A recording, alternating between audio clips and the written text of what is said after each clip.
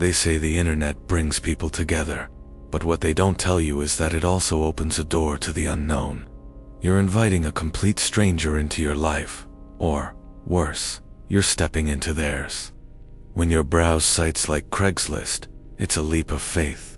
Most of the time, it's a harmless transaction, a quick pickup, a handshake, and you're on your way.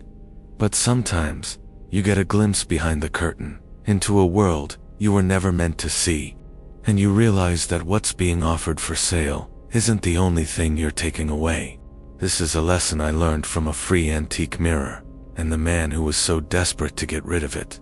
It started innocently enough. I was redecorating my new apartment on a tight budget and scrolling through the free section of Craigslist. Most of it was junk, broken chairs and mattresses with questionable stains. But then I saw it, a listing for a full-length, ornate antique mirror. The description was brief, just free to a good home, must pick up tonight. The photo showed a beautiful, dark wood frame with intricate carvings. It was exactly the kind of piece I had been dreaming of, and I immediately messaged the poster, a man named Robert. He replied instantly with an address and a single instruction: just knock when you get here. The address was for a house on the outskirts of town, in a quiet neighborhood with large, old trees. The house itself was unremarkable, a two-story colonial with peeling paint and a lawn that had seen better days. I felt a slight unease as I walked up the cracked concrete path, but I chalked it up to the anonymity of the situation. I knocked, and after a long moment, the door was opened by an old man with watery eyes and a too-wide smile. He was thin, almost gaunt, and his clothes looked a few sizes too big for him. "You must be the one for the mirror," he said, his voice a raspy whisper. Come in, come in." The moment I stepped inside, the air seemed to thicken.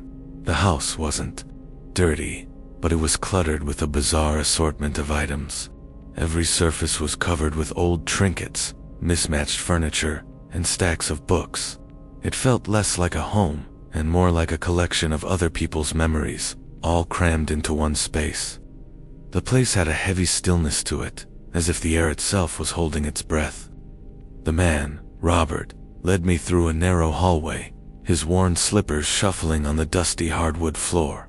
He talked a lot, but his words were disjointed, jumping from one topic to the next without a clear thread. He asked about my family, my job, and what I planned to do with the mirror. It was all a bit too personal for a simple Craigslist pickup, and I found myself giving evasive, one-word answers. He kept smiling, a strange, fixed expression that didn't reach his eyes. As we moved deeper into the house, the cluttered rooms seemed to close in around us. I noticed a recurring motif in his bizarre collection: mirrors. Small hand mirrors, ornate dressing table mirrors, even a cracked shard of a mirror hung on a wall. They all seemed to be facing in different directions, reflecting 100 different versions of the chaotic rooms. We finally arrived at a small room at the back of the house. The free mirror was leaning against the far wall, covered with a dusty sheet. "She's a beauty, isn't she?" Robert whispered, his voice full of a strange affection. "But she just doesn't belong here anymore." He pulled the sheet off, revealing the mirror. It was magnificent, even more beautiful than the photo. But as I looked into it, I felt a deep chill. My reflection stared back at me, but it was subtly off. My face seemed paler, my eyes a little more hollow, and behind my shoulder, I could have sworn there was a shadow that didn't belong. Robert's reflection, however, was clearer, his smile even wider, almost predatory. I quickly averted my gaze, my heart beginning to pound. "I should have warned you," he continued, his tone shifting from friendly to something else entirely. "She likes to watch. She doesn't like being alone." The rising panic was a physical weight on my chest. I tried to stay calm, to make a joke, to just grab the mirror and leave. But Robert had moved, positioning himself between me and the doorway. He was still smiling, but his eyes were fixed on my reflection in the mirror, not on me. "She likes new company," he said, and then, with a horrifying slow movement, he reached out and gently touched my reflection's shoulder, a cold, tingling sensation, like 100 tiny pins, shot through my own arm. The reflection of his hand on my shoulder was clear in the mirror, but I felt nothing. He looked at me then, truly looked at me, and his smile dropped. "You can't leave her. Not yet. She's not done with you." I froze, my mind racing.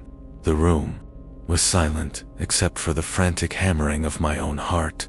I saw the other mirrors in the room, reflecting the scene, each with a slightly different version of me, all of them looking terrified, all of them trapped.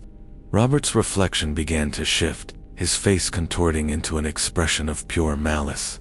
My own reflection looked away from me and towards his, a small, sad smile on its face.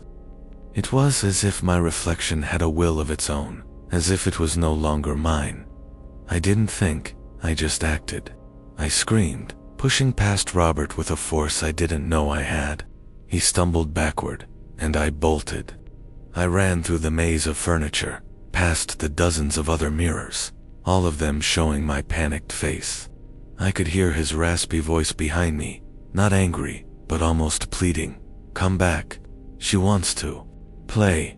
I burst out the front door, slamming it behind me, and not stopping until I was in my car, fumbling with the keys, my hands shaking so badly I could barely turn the ignition. I peeled out of the driveway, never looking back at the house, never once thinking about the beautiful, free mirror. I never got the mirror, but I took away a lesson I can't shake. I deleted my Craigslist account, and now, whenever I catch my reflection in a window or a shop front, I find myself looking at it a little too closely.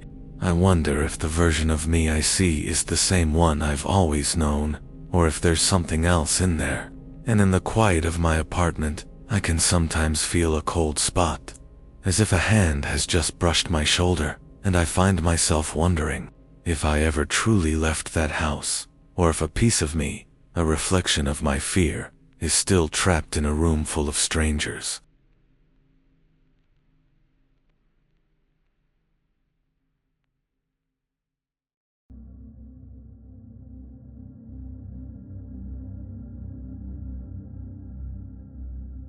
There's a desperation that comes with being out of work, a kind of tunnel vision where a single opportunity can look like a lifeline, no matter how many red flags are waving around it. You're so focused on the promise of a fresh start that you ignore the fine print, the little warnings that tell you a deal is too good to be true. I was in that place when I found the ad on Craigslist. It was for a caretaker position at a remote cabin in the woods. The pay was incredibly generous, and the only requirements were to keep the place tidy and be comfortable with solitude. It was the perfect escape from the city, and I was so ready to get away that I didn't think twice about the anonymity of the poster, or the eerily simple job description. The listing had been posted by a man named Elias, who owned a sprawling property deep within the old-growth forests of northern Maine. The cabin itself was beautiful, a rustic log home with a large stone fireplace and a wide, wrap-around porch. But the drive to get there was something else. It was an hour-long trip down a winding dirt road, with the trees growing thicker and the cell service fading with every mile. When I finally arrived, Elias, a frail old man with a kind face and a nervous twitch in his eye, greeted me on the porch. He showed me around the property, explained the basic duties, and then gave me a strange set of rules. "Don't leave food on the porch after dark," he'd said. "And always make sure the cellar door is locked tight, and don't go out after sunset. It's not safe." He left the next day, a look of profound relief on his face, and I was left alone with the silence and the secrets of the woods. The first few days were peaceful, idyllic even. The air was crisp, the woods were quiet, and I spent my time cleaning, chopping firewood, and enjoying the solitude. But as the sun began to set on the third day, the silence shifted. It wasn't the sound of cicadas and crickets I heard, but something else. A very faint, low whistle, a sound that seemed to come from far away, echoing through the dense trees. It wasn't melodic. It was a single, long, drawn-out note that had an unsettling, empty quality to it. I remembered Ilias's nervous warning about staying inside and shrugged it off, assuming it was a harmless local. But the whistling continued every night, always starting just after dark and lasting until the first rays of dawn. I began to notice other, stranger things. There were scratch marks on the back of the cellar door, deep gashes that looked too large to be from a raccoon or a squirrel. The cabin felt lived in, but in an unsettling way. I would find small, knotted pieces of twine on the windowsills, or notice that the heavy wooden rocking chair on the porch had been moved from its spot. My anxiety mounted as the nights went on. The whistling grew closer, its low, mournful tone more distinct. I began to hear other noises from the woods, a heavy footstep on a dry branch, the rustling of leaves that sounded too heavy for a deer. I remembered Ilias's other warning: don't look out the back windows after dark. The back of the house faced the deepest part of the woods, a part of the property he had never shown me. The window itself was a large picture frame window in the dining room, and I found myself obsessively avoiding it. One night, a noise jolted me awake. It was a loud, scratching sound coming from the cellar door. I went to investigate, my heart pounding in my chest. The door was still locked, but the scratching was frantic, desperate, and sounded like something with very long claws was trying to get in. I saw the twine knots on the windowsills and realized they weren't just quirks. They were a form of protection. My mind raced, trying to make sense of the strange rules and the bizarre noises. It was then that I found a new, disturbing piece of information. While replacing a loose floorboard in a closet, I found a series of intricate symbols carved into the wood underneath. Symbols that looked almost like a language, a series of crude stick figures and strange, elongated shapes. It wasn't a warning. It was a record. On the fifth night, my fear finally broke through my attempts at rationalization. The whistling was no longer distant. It was right outside the house, a breathy, sustained sound that seemed to vibrate through the walls. The scratching from the cellar door was so violent, the wood began to splinter. I was huddled in the living room, a heavy poker from the fireplace in my hand, when I heard a new sound, a slow, rhythmic tapping on the back window, the one I had been told to avoid.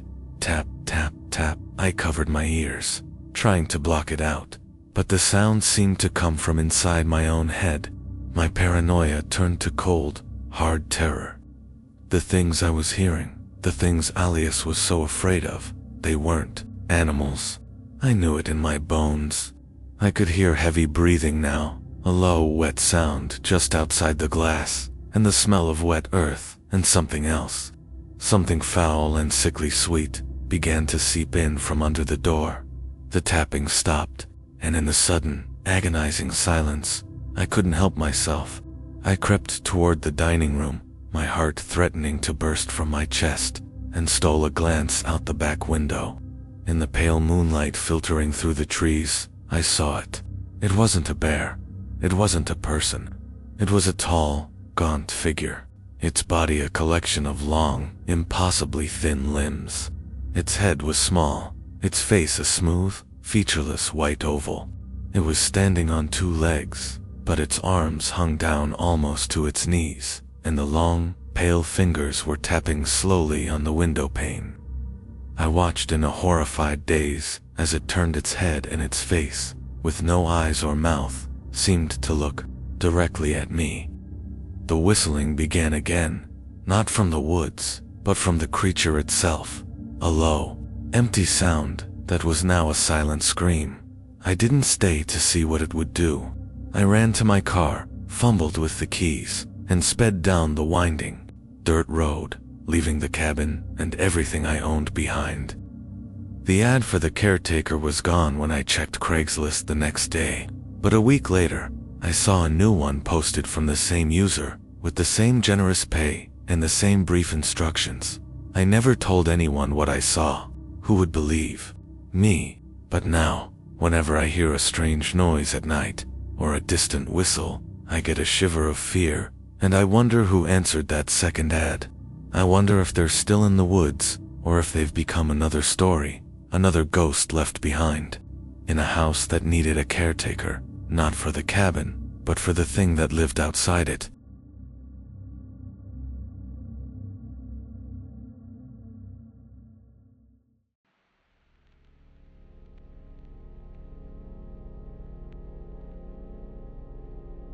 Some ads aren't selling a product, they're selling an experience. They dangle a piece of art or an old oddity, but what they really want is your attention. They want you to come to them, to step into their world, and to become part of something you could never have imagined. I learned this the hard way when I was a bored college student with a few $100s to burn. Looking for a unique centerpiece for my dorm room, I found an ad on Craigslist for a singing sculpture, and I was too intrigued by the cryptic description to see the danger. It was listed for a surprisingly low price, with a note that simply said, "Come listen to the harmony. The vessel waits." I thought it was just the bizarre language of an eccentric artist. I was wrong. It was the language of an invitation, and I was about to walk right into it. The address led me to a nondescript, single-story warehouse in an old industrial park. The area was quiet, almost eerily so, with no other cars and no signs of life. I felt a prickle of unease, but dismissed it as the natural creepiness of an abandoned area. The door was unlocked, and as I stepped inside, I was greeted by a woman who looked to be in her mid-40s. She had a serene, almost vacant expression, and was dressed in simple drab clothing. The air inside was still and smelled faintly of ozone and dust.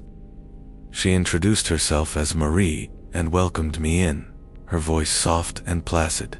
"You've come for the harmony," she said, her smile not quite reaching her eyes. The room was not what I expected. It was a large, open space, and it was filled not with typical art, but with about a dozen other people, all dressed similarly to Marie. They were all sitting on the floor in a loose circle, their eyes closed, their faces serene. In the center of the circle was the singing sculpture. The sculpture was a chaotic assemblage of old radios, broken vacuum tubes, and coils of wire, all haphazardly connected and powered by a car battery. It wasn't beautiful in any conventional sense. It was ugly and strange, and it was the source of the low, continuous hum that filled the room. But as I watched, I could hear the faint, distorted static and the ghostly echo of a distant voice coming from the wires. A sound so faint it seemed to be more inside my head than in the room. Marie led me to an open spot and gently encouraged me to sit. "Listen," she whispered. "Feel the resonance. The vessel needs to hear it." The other people in the room didn't move. They simply sat, still and silent, a collective of silent listeners. I sat down, and as I did, I noticed a few more details that sent a chill down my spine. Their clothes, while simple, were all identical, and on each person's left wrist, they all wore a small silver bracelet with the same strange, coiled symbol etched into it. I tried to leave, but Marie, her eyes still holding that unnerving placidity, placed a hand on my arm. "The vessel is still singing," she said. "The harmony is not yet complete." It wasn't a threat, but it wasn't a suggestion either. It was an absolute, and her grip was surprisingly strong. I saw another person in the group open their eyes.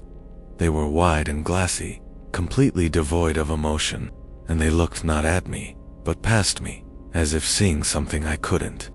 I began to feel a deep sense of dread. The low hum from the sculpture seemed to get louder, and the static in voices became a little clearer. I could make out fragments of speech, strange phrases repeated over and over, things like "the frequency is all and the coil is the gate." The words seemed to burrow into my mind, and I felt a strange compulsion to close my eyes, to join the others in their silent meditation.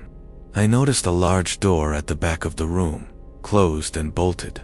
I saw a fleeting, frantic look in my reflection in a nearby window before the feeling of serenity would wash back over me, and I would forget my fear. This push and pull between terror and calm was exhausting, and I began to feel like I was losing my grip on reality. My breaking point came when I saw an old photo on a dusty table in a corner. It showed a group of people from what looked like the 1970s, all dressed in the same drab clothing, all with the same serene expressions, all sitting in a circle around an older, cruder version of the singing sculpture. But the most terrifying detail was that some of the people in the photo looked identical to the people sitting in the room with me. Not semi-identical, the same faces, the same haunted serenity in their eyes. I realized then that I wasn't just in a room with a bizarre cult. I was in a room with a living, breathing continuity of something ancient and horrifying. They weren't just listening to a frequency. They were receiving a broadcast, and the vessel wasn't a sculpture. It was a way of transferring their consciousness. The hum, the static, the whispers, it was all a form of a collective, and they were waiting for me to join. Marie came over to me, her placid smile still in place. "The harmony is complete," she whispered, her voice like sandpaper. "It is time for the vessel to accept the new song." Her eyes, which had been empty, now held a strange, focused hunger. The humming from the sculpture intensified, becoming a piercing, high-pitched whine that scraped against my eardrums. The muffled voices turned into a chorus of desperate, agonized screams. The other members in the room slowly rose to their feet, their movements stiff and deliberate, their vacant eyes now fixed on me. They began to close in, their hands outstretched, their serene faces twisted into something that looked like a terrifying parody of joy. I realized I wasn't there to buy a sculpture. I was there to become one. The vessel was me, and the harmony was the slow, agonizing process of having my mind and body become a conduit for this collective consciousness. I screamed and pushed past Marie, who stumbled backward. I ran for the front door, the chorus of screams from the sculpture, and the shuffling footsteps of the others chasing me. I burst out into the night, and didn't stop running until I was back in my car, my hands shaking so badly I could barely put the key in the ignition. I drove until the sun came up, leaving that industrial park behind forever. I never told anyone what happened. To this day, I can't listen to a radio without a cold wave of panic washing over me. I still see the ad on Craigslist sometimes, always for a singing sculpture, always with that cryptic note about the harmony. And I know, with a profound and lasting dread, that the vessel is still waiting for the next person desperate enough to answer.